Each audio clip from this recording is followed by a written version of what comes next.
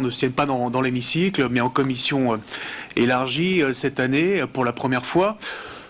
Avoir une pensée amicale pour François Rochebonne, mon collègue ligérien. Je crois que c'est la première fois en 22 ans qu'il ne va pas pouvoir assister à une discussion budgétaire concernant les anciens combattants. Peut-être aussi regretter, mais peut-être avez-vous donné les explications, Monsieur le Ministre, votre absence au Congrès national de la FNACA ce week-end. Je pense que ça serait intéressant d'en connaître les raisons. C'est quand même la première organisation d'anciens combattants dans ce pays.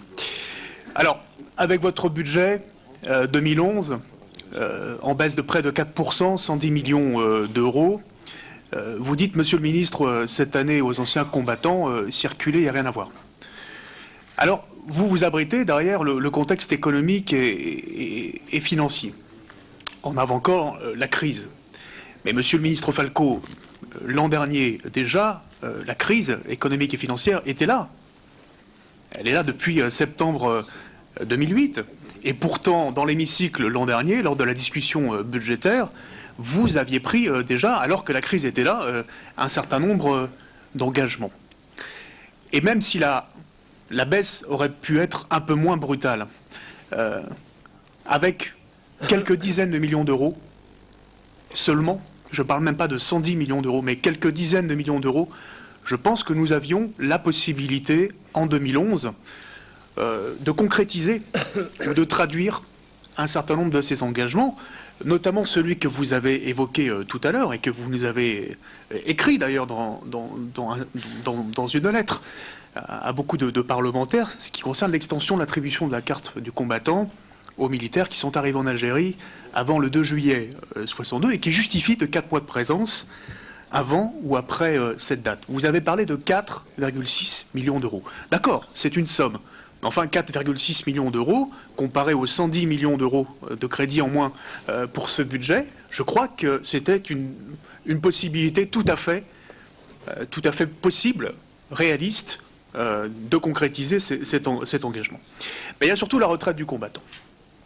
Et là, je veux quand même rappeler en 2 secondes ce qu'ont été les termes de notre débat lors de la discussion budgétaire l'an dernier, puisque j'ai été à l'origine de l'amendement 35 avec mes collègues socialistes qui proposaient effectivement d'inverser le rythme d'évolution jusqu'à l'indice 48 en 2012, en proposant 3 points dès 2010, puis 2 points en 2011 et 2 points en 2012.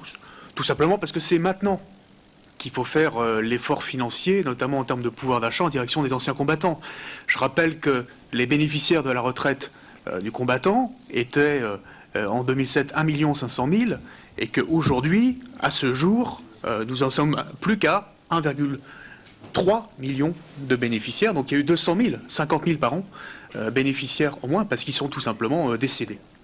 Donc c'est le moment de faire l'effort. Donc nous avons proposé cet amendement-là, et d'ailleurs nous avions été rejoints dans la discussion par le rapporteur spécial, Jean-François Lamour, qui avait fait la suggestion, non pas de faire les 3 points en 2010, mais de faire les 3 points en 2011 pour terminer cette augmentation de 2 points en 2012. Et il parlait d'un objectif commun. Vous aviez pris la parole, ensuite, Monsieur le Ministre, au moment de cette discussion budgétaire, pour dire « Je prends l'engagement de faire en sorte que l'on inverse les taux d'augmentation de 2011 et 2012, c'est-à-dire que l'on augmente la retraite de 3 points en 2011 et de 2 points en 2012. Nous pouvons le faire, vous aviez rajouté. Je rappelle simplement ces propos-là, c'est pas pour vous incriminer spécifiquement, Monsieur le Ministre, mais là, on va avoir 1 point en juillet. Donc vous tirez à fond le frein à main sur la question de la retraite du combattant. Or, je pense véritablement que s'il y avait bien un poste budgétaire sur lequel on pouvait faire un effort, c'était bien celui-là. N'attendons pas aujourd'hui que toute une génération d'anciens combattants ne soit plus là, tout simplement pour pouvoir bénéficier